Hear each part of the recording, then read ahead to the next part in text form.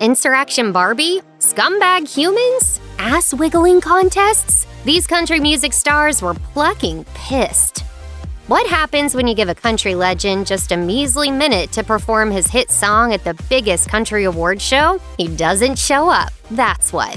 George Jones, known for his country hits like He Stopped Loving Her Today and White Lightning, was nominated for Single of the Year at the 1999 Country Music Awards for his hit Choices. Jones had already taken home the Grammy for Best Male Country Vocal Performance for his song. According to the Washington Post, Jones was supposed to perform Choices that night at the CMAs, but Jones refused to sing when producers told him he had to perform a shortened version, and the legend didn't go to the award show. Asking Jones to cut his song short didn't sit right with country musicians, especially Alan Jackson, who was also set to perform his hit Papa Top.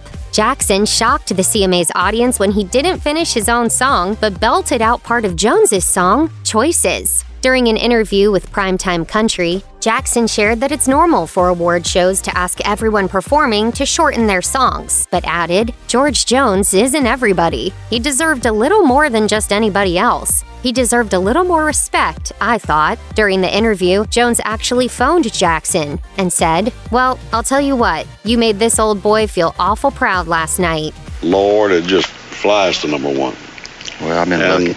And really, when I say this, I am very, very proud of you. Country artist Brad Paisley messed with the wrong guy when he downplayed pop music. Songwriter Richard Marx, who wrote for both pop and country artists, including Martina McBride, Celine Dion, and Josh Groban, released a memoir in 2021 titled Stories to Tell. Marx looked back on a country music seminar where the question was asked, what is the real difference between pop and country? The author was struck by Brad Paisley's answer, which was, well, country music is really about the song and the craft of writing, and pop music is really all about the production. Marx expressed his frustration in an interview with the Tennessean, saying, "Sorry, but it's also tough to swallow coming from a guy who's been famous for 9 minutes." Paisley apparently responded, "I didn't mean to make Richard mad. I like his music. In fact, I'm the one who bought his last album." While it doesn't seem like these two stars worked out their issues, they've both had continuous success in the music industry. It's not uncommon to hear about artists getting into legal battles and contract disputes with their record companies, but Tim McGraw and the first label to sign him, Curb Records, had a particularly ugly dispute. According to Billboard, Curb was reportedly unhappy that McGraw recorded tracks for his upcoming album, Emotional Traffic, because, as stated in his contract, albums were to be spaced out by 12 to 18 months, so the label sued McGraw for breach of contract. McGraw and his team believed he was fulfilling his duties and giving Curb his last record. He wanted out of the label. According to Billboard, McGraw countersued Curb Records and claimed that the company had delayed his album and released several greatest hits albums to keep him under contract. In November 2011, a judge released McGraw from the record label, and in May 2012, he signed with Big Machine Records. McGraw told the Associated Press, "It's time for me to look at my new partner in the business of making records and radio, and just sort of step on the gas." But that wasn't the end of their feud. After he released the album, 2 Lanes of Freedom with Big Machine, Curb sued McGraw for copyright infringement in April 2013, claiming that he was under their contract while he was recording the album. Perfectionist in me never thinks anything's completely finished. There comes a point where you're sort of in the barrel, as they say. In February 2013, the Tennessee Supreme Court refused to hear the case. The claims were also dismissed by a Tennessee federal judge in August 2013, though the contract breach dispute continued, according to The Hollywood Reporter. It's tough to hear about celebrities suing their parents, but country singer LeAnn Rimes had to do just that when she filed a lawsuit against her dad, Wilbur Rimes, and her manager, Lyle Walker, for stealing upwards of $7 million of her earnings, according to MTV News. LeAnn's mother, Belinda Rimes, filed the suit in May 2000 since the songstress was only 17. The lawsuit claimed that Wilbur and Lyle Walker received nearly 30% of LeAnn's income by charging unreasonable fees and exploiting LeAnn Rimes Entertainment, Inc. The two men also claimed over $8 million in royalty payments, while she received around $3 million between 1996 to 1999. According to ABC News, LeAnn said in 2005, "I go by saying money is the root of all evil, and I definitely believe that the love for money is the root of all evil because it changes people." Her father countersued with claims that his daughter was spending too much of her money. LeAnn said, "I was being called a spoiled brat by some people." Things changed between LeAnn and her father when she married her first husband, Dean Sharamet, in 2002. The pair settled things peacefully for the sake of her wedding. And you know what I realized about that? It wasn't about the money at all. It was about I wanted my dad back.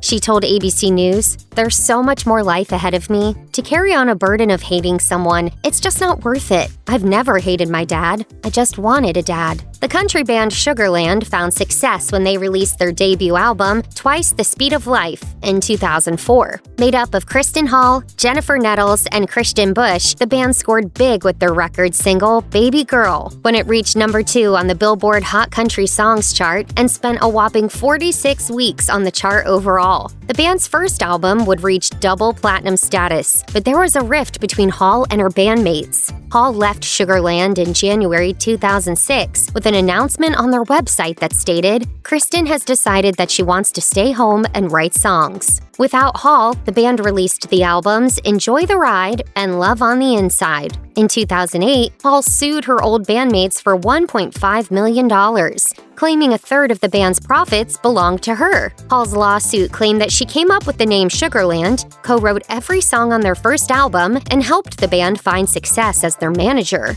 Hall also claimed that she used her credit cards to finance the band before they made it big. According to Billboard, Hall's suit went up to $14 million. Nettles and Bush argued there was never a profit-sharing agreement when Hall decided to part ways with the band. CBS News reported that the former band members reached an undisclosed settlement in November 2010. Country star Travis Tritt had a few not-so-nice words to say to Billy Ray Cyrus after he released his 1992 song, Achy Breaky Heart. The track off of Cyrus's debut album, Some Gave All, had 5 weeks at number 1 on the Billboard Hot Country Songs chart. Tritt recounted in his memoir, 10 Feet Tall and Bulletproof, that he told a reporter he didn't care for the music video in which Cyrus is greeted by a crowd of fans as he exits a limousine. Tritt later explained to the Baltimore Sun, "I simply said I didn't like a song, didn't like a video, and darn sure didn't want to turn country music into an ass-wiggling contest." At the American Music Awards in January 1993, Cyrus won the award for Top Country Single for Achy Breaky Heart. He hit back at Tritt in his acceptance speech by referencing Tritt's hit song, Here's a Quarter, Call Someone Who Cares. Cyrus said, "To those people who don't like Achy Breaky Heart, here's a quarter, call someone who cares." In his memoir, Tritt shared that he apologized to Cyrus on the radio and sent him a peace lily. Tritt wrote, "I've talked to Billy Ray Cyrus since, and no lightning bolts came down from the clouds." Toby Keith and Natalie Maines of the Chicks had an all-out war in the early 2000s. It all started when Keith released the song, courtesy of the Red, White, and Blue, the Angry American, in response to the events of 9/11. He told CBS News, "I was so angry when we were attacked here on American soil that it leaked out of me." Maines wasn't a big fan of the tune, telling the Los Angeles Daily News, "It's ignorant, and it makes country music sound ignorant. It targets an entire culture, and not just the bad people who did bad things. You've got to have some tact. Anybody can write, 'We'll put a boot in your ass,' but a lot of people agree with it." Courtesy of the Red, White, and Blue topped the Billboard Hot Country Songs chart, while Keith's album, Unleashed, was nominated for Favorite Country Album at the American Music Awards in 2003. Despite his success, Keith didn't let Maines' words go. Keith would bash Maines to CMT, claiming that she's not a songwriter, and during his concerts would project a fake image of Maines hugging Iraqi dictator Saddam Hussein. Maines fired back when she wore a t-shirt that read, FUTK, at the Academy of Country Music Awards in May 2003. Keith was sheepish about their feud by that October. He shared with CMT, "I'm embarrassed about the way I got myself sucked into all of that."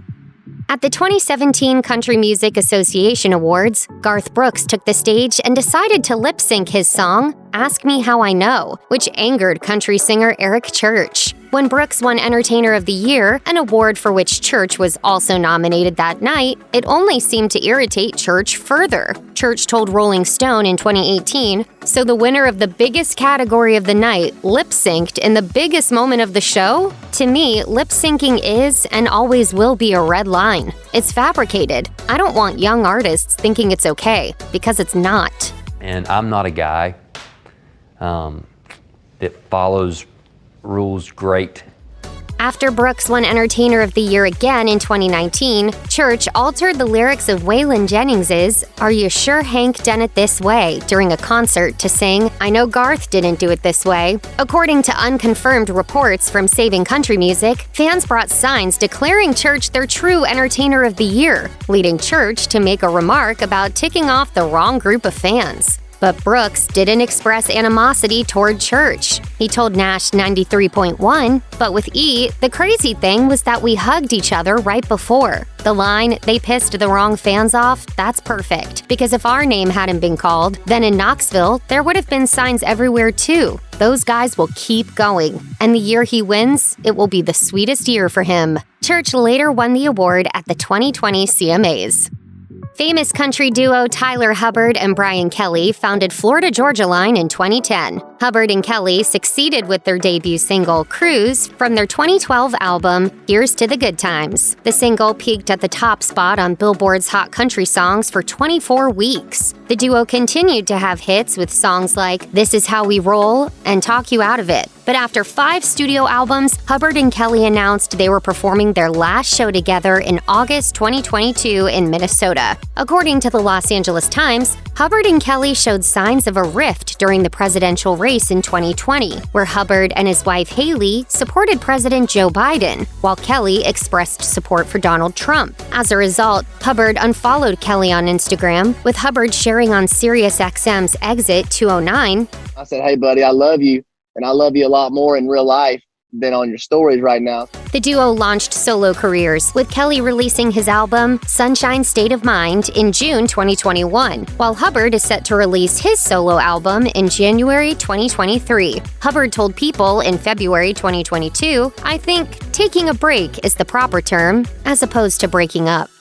The feud between Maren Morris and Jason Aldean's wife, Brittany Aldean, all started in August 2022. Aldean shared a makeup reveal video on Instagram with a caption that read, "I'd really like to thank my parents for not changing my gender when I went through my tomboy phase. I love this girly life." The ill-advised comment didn't sit well with many, with singer Cassidy Pope slamming Aldean's words, stating on Twitter that they were transphobic. Morris responded to Pope's tweet, siding with the Say It First songstress. She wrote, "It's so easy to, not be a scumbag human. Sell your clip-ins and zip it, Insurrection Barbie." Aldean decided to explain her choice of words in an Instagram story, sharing in part, "Love is protecting your child until they are mature enough as an adult to make their own life decisions." But it didn't end there. Both stars' husbands, Ryan Hurd and Jason Aldean, got in the mix. Aldean then joined Fox's Tucker Carlson, where she further discussed her opinion on gender. Tucker called Morris a, quote, "lunatic and a fake country music singer." Morris fired back, creating t-shirts that read, "Lunatic Country Music Person," and added the Trans Lifeline crisis hotline number, with proceeds from t-shirt sales going towards GLAAD and Trans Lifeline. Morris shared on Instagram that fans raised $150,000. Jason Aldean's PR firm, The Green Room, dropped the country star as a client after his wife's remarks. Country songstress Kelsea Ballerini expressed her frustrations with Eyes on You artist Chase Rice when he performed at an outdoor concert in Tennessee in June 2020 during the COVID-19 pandemic. Rice posted a since-deleted Instagram story showing the packed event. Ballerini took to Twitter and shared, "Imagine being selfish enough to put thousands of people's health at risk, not to mention the potential ripple effect, and play a normal country concert right now. Chase Rice music, we all want and need to tour. We just care about our fans and their families enough to wait." Ballerini wasn't the only one who was angered by the concert, so Rice addressed the backlash in an Instagram video. He said, "Everybody had a blast, but then once I posted the video, a lot of people seeing that online had a big problem with how the show looked. how the show went down. A VP for the music venue told Variety that the concert followed COVID-19 protocol, which included reducing the number of concert goers, instituting temperature checks, and giving out sanitizers. But he added that rules might change for future concerts during 2020. I know a lot of people are being politically correct and doing the right thing and staying home, and I haven't done that. Dolly Parton and Porter Wagoner were country music's biggest duo in the 60s and 70s. They worked together on numerous albums and gave fans songs like 1974's Please Don't Stop Loving Me, which became the duo's first #1 hit. But tension arose between Parton and Wagoner, with Parton revealing decades later to the Los Angeles Times, "I don't mean this in a bad way, but he very much was a male chauvinist pig. That's why we fought like crazy, because I wouldn't put up with a bunch of stuff." Parton left Wagoner and his band in 1974, but not without releasing a farewell song to him, the now classic song, I Will Always Love You. Parton's solo career launched soon after. In 1979, Wagoner sued Parton for $3 million over breach of contract, according to Rolling Stone. The lawsuit was settled, and in a 1983 interview with UPI, Wagoner admitted that he had nothing but love for Parton. He said, "I love the woman. I'm not bitter that she left me. That's what she and I worked for. She's a beautiful lady. We had a difference in a litigation of contract." Wagoner died in October 2007, and Parton was at his bedside before he passed. Wagoner's daughter Deborah shared with Closer Weekly, "It meant everything in the world to us as family for her to share that time." Radio personality Bobby Bones ruffled the wrong feathers when he called Kacey Musgraves rude after a 2013 interview at the CMAs. The Ringer explained that after Bones spoke with Musgraves, he made some of the footage into a segment called Is Kacey Musgraves Annoyed? He only escalated the issue with his since-deleted tweet, "Will Kacey Musgraves ever respond to my tweets? Enter your answer now. A. Yes. B. No." Musgraves claimed that Bones played an edited version of their conversation. She tweeted back at him, stating, "If you'd play our original interview in full and tell people how you unfairly re-edited it, I might think about talking to you." Bones retorted, "Don't honor me with think about talking to you. Like I'm a peasant. You aren't any better of a human than anyone else." According to Got Country Online, Musgraves responded with a now-deleted tweet directing fans to her original interview with Bones. She said, "I am a songwriter and a musician. That's what I've been passionate about my entire life, and it's really sad that the focus got taken away from that." Bones apologized to Musgraves in a video in March 2014. He stated, "If I didn't put this out there, I think I would probably be a little angry at myself. So I'm swallowing my pride here.